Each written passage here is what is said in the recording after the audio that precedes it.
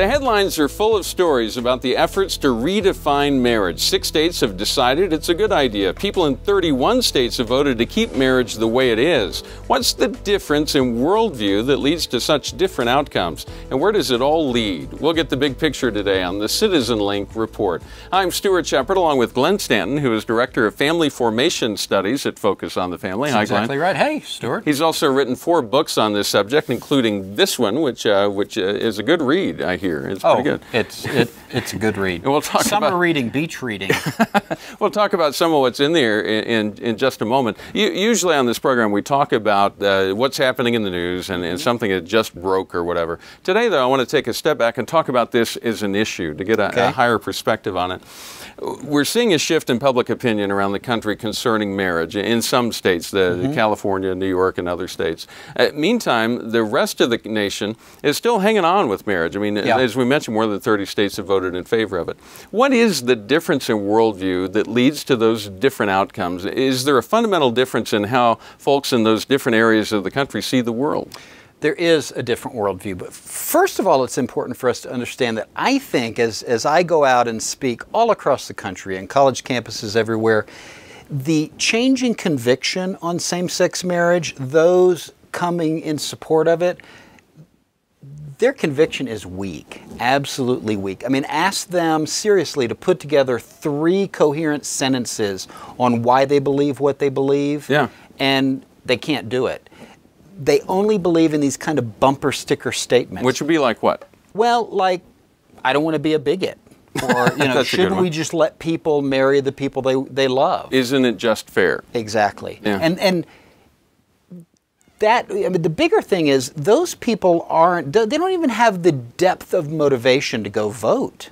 You know, when this kind of stuff is put to a vote, our side shows up well because they have good conviction. And we need to know that as we see the polls turning, it's very weak kind of support. And we've seen over and over again in states where they voted for example, to put a state marriage amendment into the Constitution, it always underpolls for support of marriage. Absolutely. When they come to the polls, then suddenly everybody shows up. Absolutely, because their real heartfelt conviction is, okay, I will say this publicly because I don't want to be a bigot. I don't want to be narrow-minded. I don't want to be made fun of. And don't want to be made fun of. Who does? Yeah. But when it comes down to voting, they know that marriage is what marriage is and what it ought to be. So it is important for us to understand and realize that support, that so-called growing support, is really quite weak. So and really quite shallow.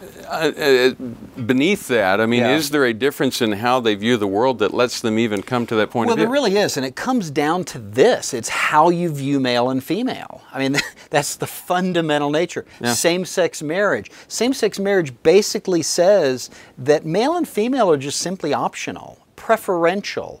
If you like chocolate ice cream or vanilla ice cream, you know, if you want a male in your family, if you want a female in your family, it's just completely up to you, and it really doesn't matter. But it does matter. And it doesn't just matter for religious faith or conservative convictions. Science is telling us, the most sophisticated science over the last 10 years is telling us that male and female is much, much more than just mere plumbing, or, you know, the kind of clothes you might wear, the kind of colors you might like, blue and pink. Yeah. It really goes to the very heart of our DNA, the kind of brains we have, how we think, how we perceive, how we view the world. It's interesting when journalists always ask me, well, is male and female really that essential for the family?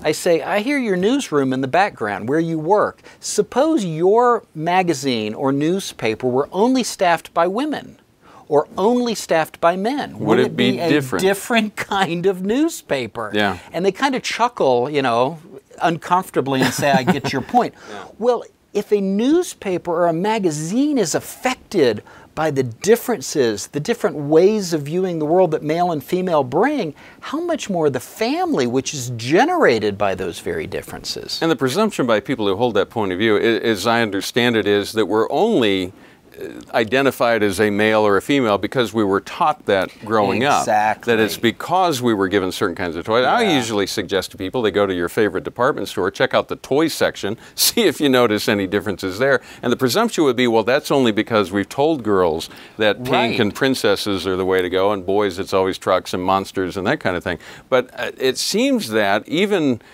for kids at a very young age, before they've ever heard, you know, what they're supposed to be going for, they will tend to migrate to separate areas of the store. Absolutely.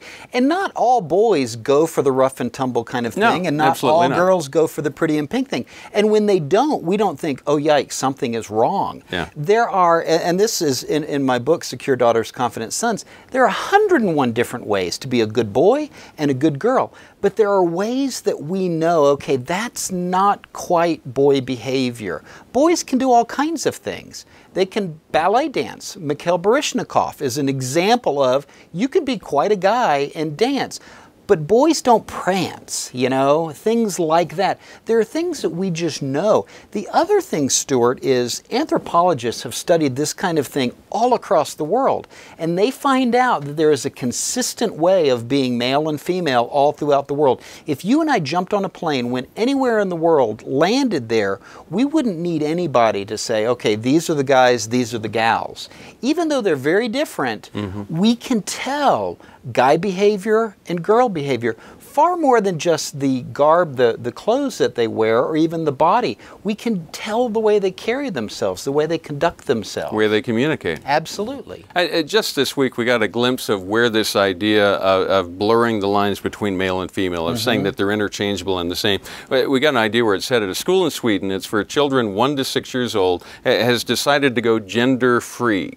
And what that means in real life is the teachers don't say, boys and girls, let's go to the playground. They say, friends, let's go to the playground. And if they have a speaker come in, they don't say, he will be here on Friday. They have a made-up word that is neither he nor she, so they don't tell the students if it's a man or a woman coming to speak. They just kind of let them imagine. Well, one of our Family News and Focus reporters, Steve Jordahl, got on the phone and called over to Sweden and got a hold of Lotta Ryalen. She's the founder and director of the school in Stockholm. We want every human being to have the opportunity to choose their own way of life. We don't want to stuck them into small boxes and say, you should be like this because you are a boy. You should be like this because you are a girl. We want them to make their own experience of life. We are not working at all with the biological gender. We are only talking about the social gender. That's what we are working with on our school. For example, a boy who is very female, he is not so high valued like a girl who is strong. And we want everyone to could be what they want to be. If a boy, for example, is very interested in football, he can be that. But we also want to show him the other side of life, other things to do. Do you think this is something that could or should happen here in the United States? Absolutely. I think it's about democracy. It's about human being. It's about the right to be what you are and what you like to be. Now, Glenn, as we listen to that, she sounds reasonable, and there are aspects of that many of us might think, well, that sounds pretty good. How do you respond? I have this category for specific folks, and it's when smart people say just dumb things, you know? Okay. And every student in their class is either a boy or a girl. And she's saying, we don't want to call them boys or girls because that might leave somebody out. Who is that going to leave out? I am yet to meet that child who, no, they're neither boy nor girl. They're this third kind of way. There isn't a third way. To be human is to be gendered. To be human is to be male or female. And we have yet, for all the wonderful life coming into the world, we've yet to have that one individual who we just can't categorize as either male or female. Yeah. Now, as they work with this, part of what she's saying is that not every boy is Rambo. I mean, they're not all riding a tank and blowing things up. There is a spectrum there. The assumption that comes from the other side is, well, there's a point where it's no longer a boy interested in boys, but this is a boy who is obviously gay or something else. What do you do with that? Well, we need to understand that, first of all, young children like this have not really become gender specific. They don't see themselves as a little boy or a little girl. They discover that sometime about maybe 3 up to 5 or 6 years of age. Yeah. And it's different for all kids. And to introduce this kind of confusion to these kids that, oh no, that doesn't matter, is basically to say, well, you don't matter in who you are.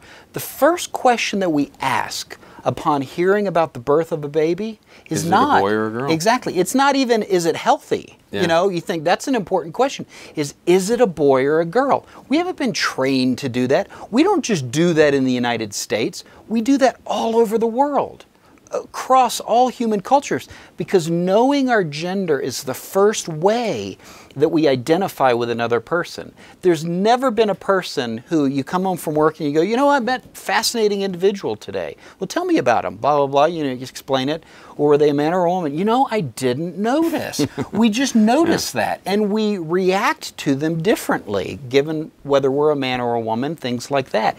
And that is significant. It's a central part of who we are. So teachers like this are really denying the fundamental basic part of these children's humanity, because again, to be gendered, because again, to be human is to be gendered. There is no other option. Now, as Christian conservatives, how do we enter this conversation in a reasonable way without just citing chapter and verse? Is there another way to break into that conversation? That's a great question, Stuart. And we need to understand that this is not just a conservative Christian point. You know, it is a human point. Again, it's not just that Christian nations or Christian communities understand the issue of male and female.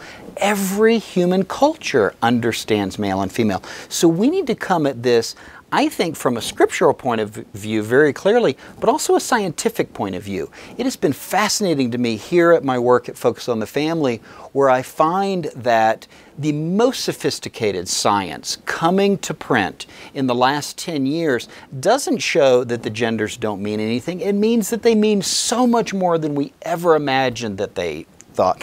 That is the work done in this book, Secure Daughters, Confident Sons, explaining why it matters to be male and female. Particularly as a mom and dad. Well, and as a mom and a dad, how moms and dads contribute to the process of taking little boys and little girls into healthy manhood and healthy womanhood.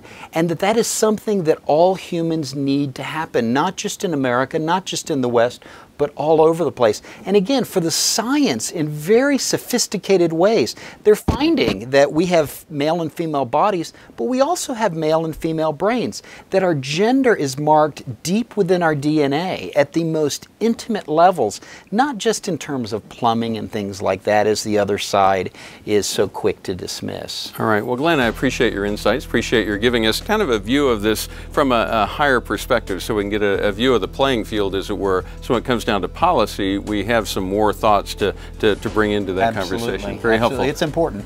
And if you'd like to see get a hold of a copy of Glenn's book, we're going to put a link to it underneath the video on CitizenLink.com. Just look for it there. We'll link to that for you. We do appreciate it when you write to us. Give us your thoughts and let us know what you think about this topic. You may always write to us at mail@CitizenLink.com. We encourage you to pray for our elected officials and our nation as we all sort through this terrain. And remember, stand tall and be heard.